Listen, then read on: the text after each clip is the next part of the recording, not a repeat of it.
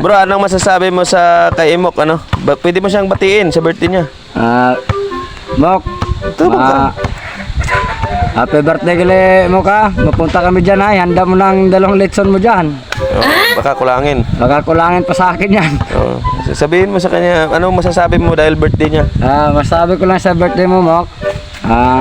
Happy birthday. Tapos, Mag-English ka, mag-English.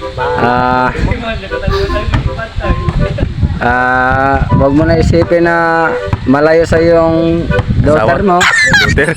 Kaya wala na yung kapatid ng swipe mo. Is what? Ano yan? Ano yan? Ex-wife. Ex-wife. Ex-wife dili. Ex-wife. Tapos?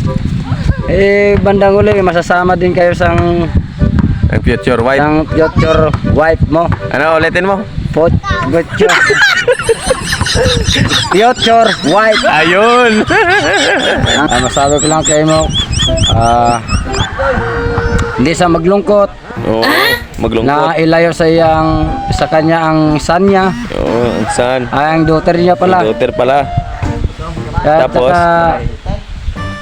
Hindi din siya malungkot na layo sa ex-wife niya. Makahanap niya sa bilang araw ng maging totoong magmamahal sa kanya. Ayun! Happy birthday pala, Mok. Oo, ano yan?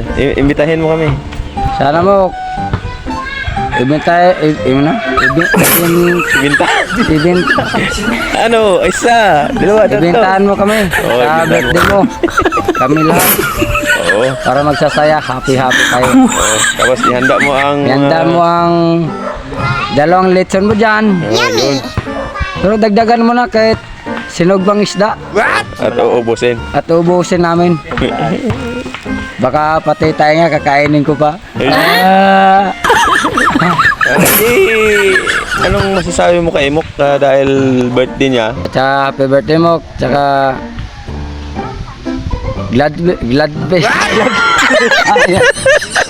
Ano?